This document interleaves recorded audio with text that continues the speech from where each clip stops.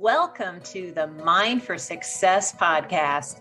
I'm your host, Kimberly Lebbing, and I love seeing business professionals, leaders, and entrepreneurs have massive success in their businesses. Are you ready to reach a higher level in your business? Are you looking to rise to the top and break through the barriers that are holding you back?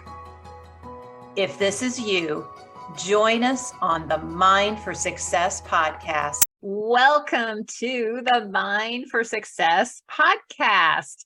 And today I am really excited about our guest because she is next to the most famous person I know, Jennifer Bardot. She is a publisher and author of Deconstructing GRIT Collection and Owning Your Grit. And it is an international best-selling anthology. It's in 8 countries. You can find it at Target or Walmart. And a little bit about her background. She earned her BA in business administration. She's got 2 master's degrees in secondary education, counseling, private practice therapy. She holds certificates in Dare to Lead. She was trained by Brene Brown, the Brene Brown. Core of Women in Leadership. She's got a lot of background in helping with St. Louis.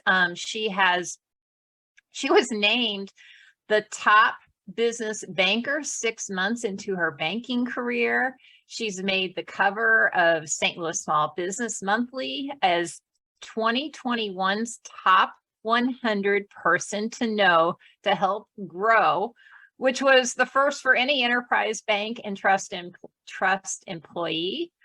She's been awarded President's Circle by Enterprise Bank and Trust and accepted into Willis Towers Watson's SheLeads program.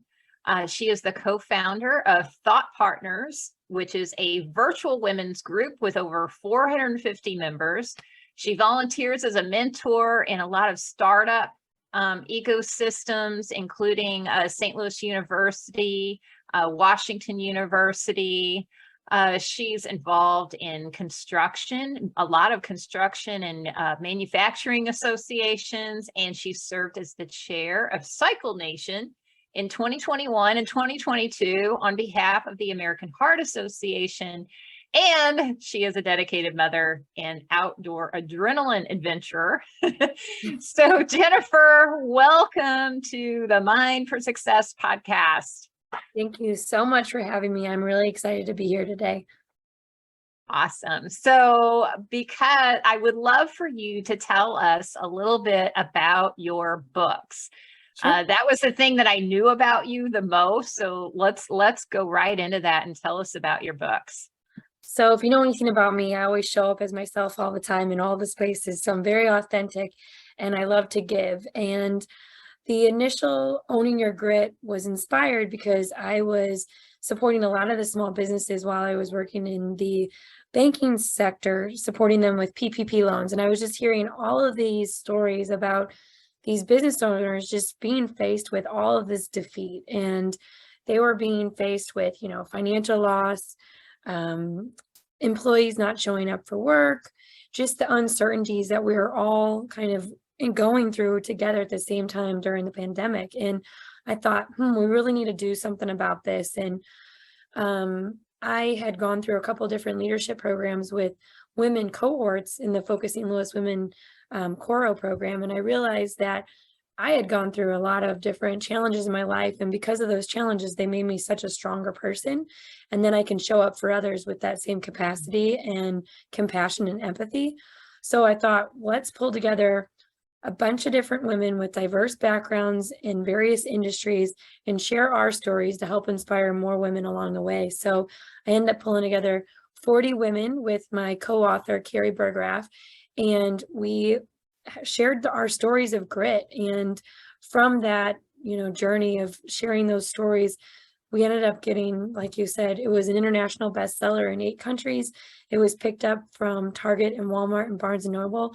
And I did absolutely no marketing. It was all organic results of this project that I was really passionate about. And I'm always driven by doing things from a purpose of passion. So I put that project on hold to really evaluate if it was something that drove me. And I really saw it as being something that was needed in the community. And I was getting a lot of women reaching out to me asking if I was going to do another. So I decided to do a whole series of really breaking down the aspects of grit, which is growth, resiliency, intention, and tenacity. And once again, sharing stories from women in the community.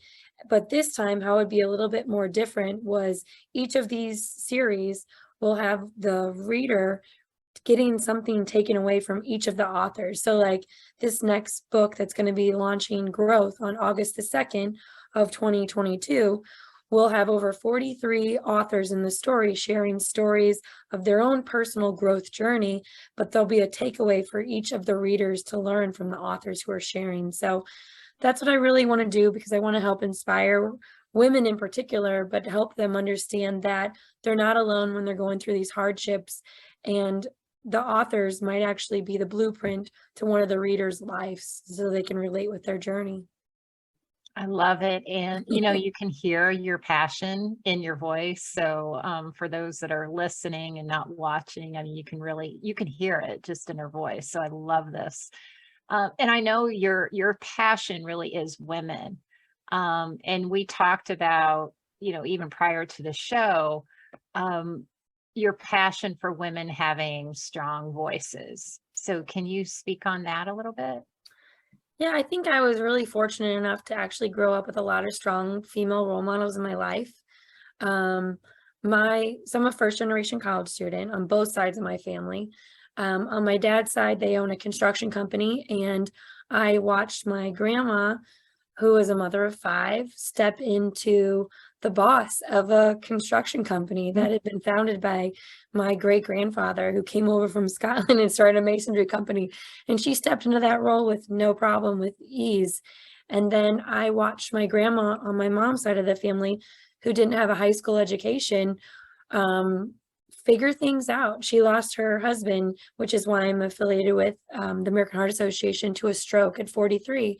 And she raised her 3 kids on her own and figured things out. She started a daycare within her house. And then I watched my mom, who, you know, had kids very young, put herself through nights class and become the top performing F&I producer in the car industry. So I think my modeling kind of shaped me into seeing women be strong and have the right to have a voice and take up a lot of space and be loud. And a lot of women in our community are, from what I can see, they need a little bit more of that. They need to be poured into so they can have a place to take up space and have a strong voice, and to have an environment where it's trusting and collaborative and supportive, to help them understand all of their uniqueness and what sets them on fire. So I'm always driven by that, and I just saw a need, and that's kind of how Thought Partners was formed, which is the women's group. We actually have over 500 women in that group now. And then I saw a need with this book, and I was counting, and I know I had 40 women in owning your grit, and then I have over 42 in growth, and I have 43 in resilience already. So there's obviously a need, and I love that I have been able to have these women trust me along the way to showcase them and spotlight them and provide, you know, a community where they can build relationships and connections with like-minded women too. So that's kind of where the passion and the journey came from. I love it. And you mentioned Thought Partners. For those of us that don't know about that, can you explain about that group a little bit? Yeah, so Thought Partners was founded with myself and a peer of mine, Lorna Gabar, with Enterprise Bank and Trust. And we wanted to provide a free space for women to get together and collaborate and build a sense of community. And we've been doing it since 2020 during the height of COVID. And it's just slowly grown organically once again, but it's a free community give back where we invite different speakers to come in once a month. It's a virtual setting, so we don't have to worry about the expense of an environment or, you know, a location. And we have different speakers come in once a month. They speak on a topic for about 45 minutes. So they, you know, all of the folks that are able to tune in can learn something new. And then at the very end, we give an opportunity to connect and to build relationships. And then we have a site on LinkedIn. So it's kind of like a blogging platform. So we can share what's going on in our community. If someone is looking for employment, if someone is hosting an event, it's a great place to kind of know what's going on in our community and to connect and build relationships. Yeah, it's amazing to me what you've accomplished and how much of it is passion driven, because every single thing you have shared so far, and there's more, everything you've shared so far is very passion driven. You can hear it in your voice. Well, you can call it a hell yes kind of girl. If I'm not all in, I'm not going to show up. And I think that's just from self-discovery at a very young age. And it's kind of always been my guiding light on figuring out the next steps and direction that I wanted to go with my life. So, yeah. Yeah. So I'm going to just ask you something we didn't discuss before. So fair warning, but you mentioned this early on about making sure that your motivation, or that you were really truly passionate about what you wanted to do. I think it was with the grit books. How do you feel like that motivation or that why behind what you do, how important is that? I feel like it's extremely important, because if I'm not getting up excited, full of joy about whatever it is that I'm doing, then I realize that I need to be doing some work, because I'm not delivering my best self, and I'm not going to be helping those around me with the gifts and talents that I've been given. So I think that's essential for truly living your best life and being your authentic self. So I always try to keep that in check. Yeah. I love it. It just sparked an interest in me because of prior conversations I've had today. It's funny how that happens. But it is super important in whatever we're doing. So I love that. Another thing that we had talked about prior was your networking ability. So obviously you are a master networker to have had the titles and, been featured on the Small Business Monthly magazine, all of those things. What are your secrets in regards to networking?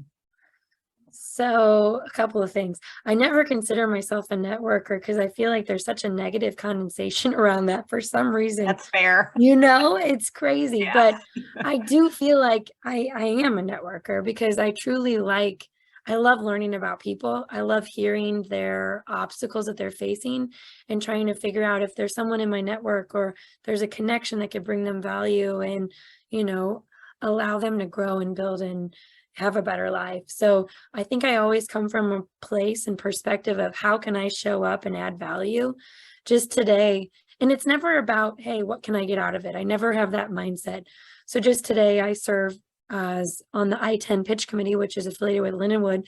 And one of the startups reached out to me and said, hey, you're the person that I need to talk to. I keep hearing that you're going to be able to bring my company value. So I listen to what they're delivering, and then I can look into my network of relationships that will bring them value, but also bring value to the businesses that I'm connecting them with. So I think having that intentional mindset about how can one person bring value and also be valued, it's really critical, because if it's a one-sided referral, the person that you're referring them to is never going to really want to talk with you, because they're doing all the work, and then there's never a connection that's going to bring them value. So I think when you listen to someone's story and you understand the problems that they're encountering, or you have ideas of solutions that could bring them value, be intentional about, is it going to be beneficial on both sides? And is it a relationship that's going to result into a larger impact? So I'm always really strategic when I make those connections and showing up with value.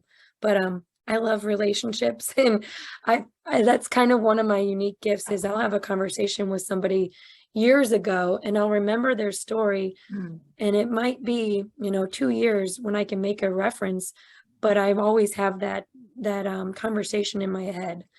It's bizarre. It's awesome. It's awesome. And it's a big difference just in my own. I love studying people, and, behaviors and finding the people that are truly, truly really good at networking. And I know that's, could be construed as a negative word, but it is what it is.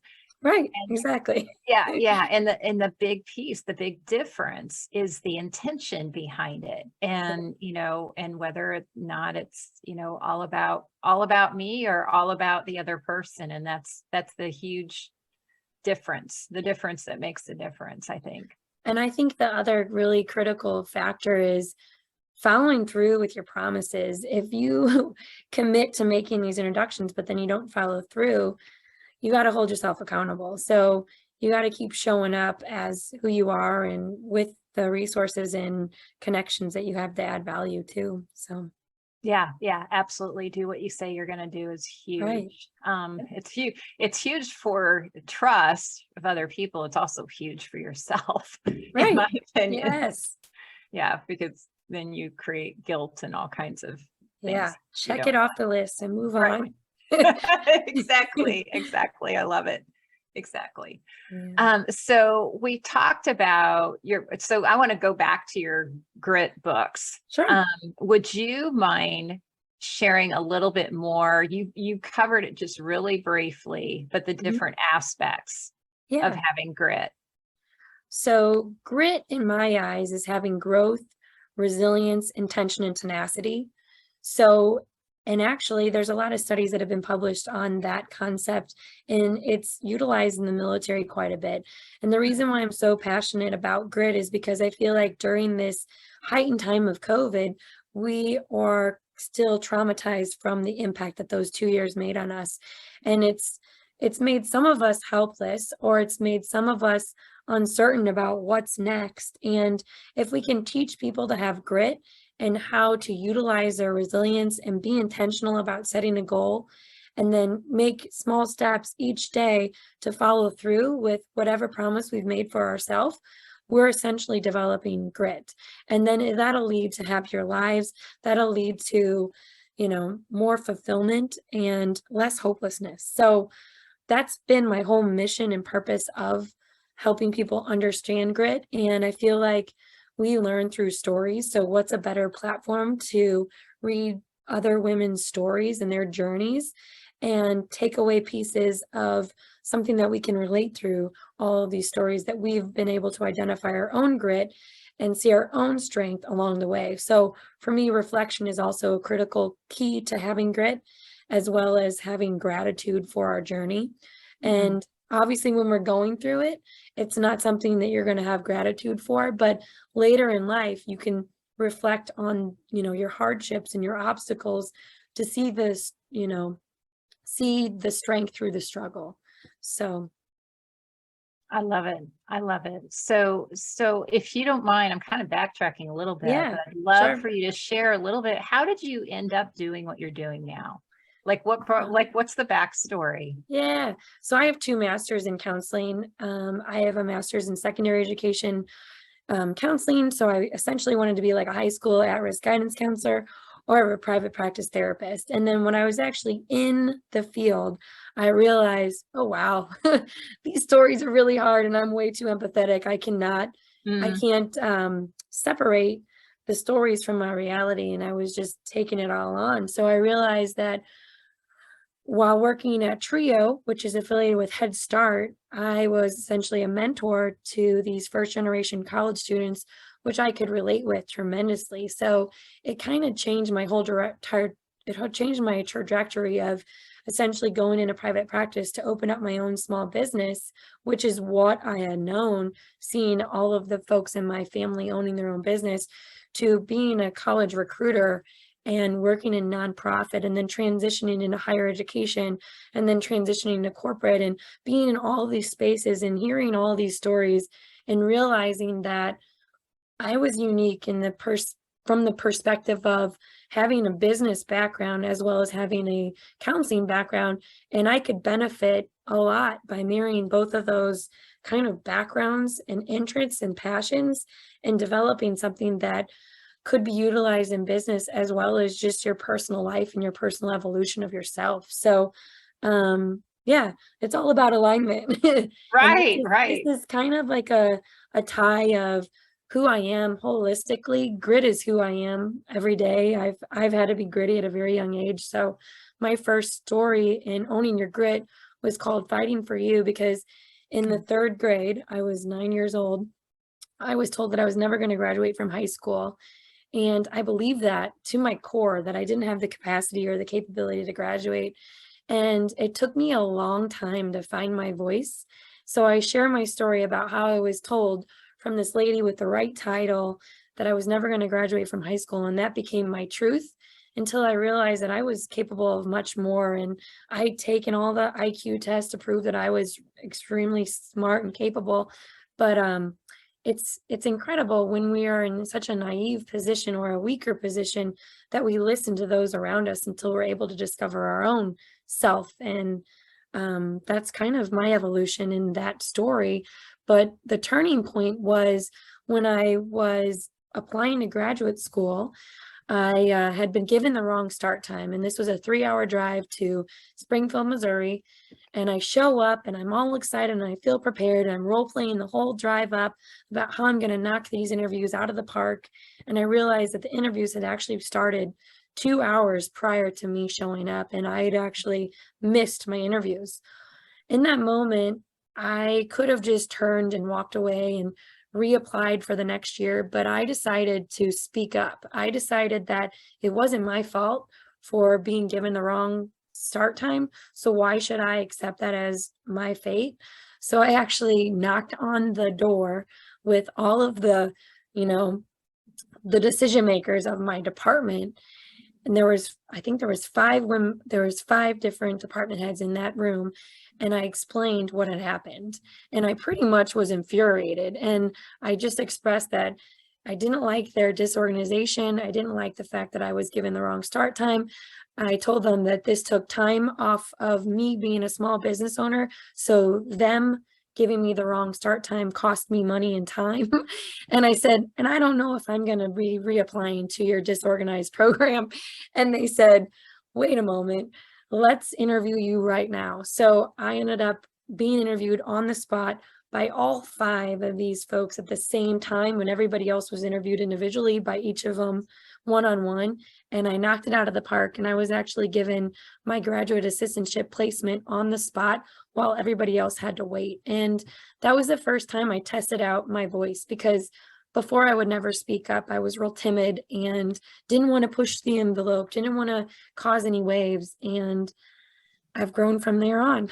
So that's the first Wow. story. And then you'll soon see in growth, I talk about a lot of different things. I talk about how also in the 3rd grade, I was with my family. We were at Six Flags. I was super excited about being at this theme park I had never been. And I was always kind of a petite child. And I turned my body on the train that goes around the park, and I slipped off my bench onto the tracks of the bridge with the 50-foot drop off. And I talk about how growth happens in waves. And it doesn't happen the same for everybody. So I talk about how my dad, he pretty much coached me through that whole process. So he said, Jen, don't get up, to make sure the train wasn't going to run me over, and don't roll because you're going to roll off the tracks. And I talk about how it was when I was 37 years old, I couldn't return to that park because I didn't have the courage to go back. And it took me being a mother to have my kids with me to be able to go back to that park. But I talk about how growth happens in different capacities. So like for my dad, he was in construction and he received all these awards in the subcontractor association for being the top safety subcontractor. And he won all of these OSHA guidelines, which in construction is a really big deal. And he's actually never returned to the park, and he doesn't talk about that day ever. So I talk about how growth shows up, in different lenses and how it's different from different folks' perspectives.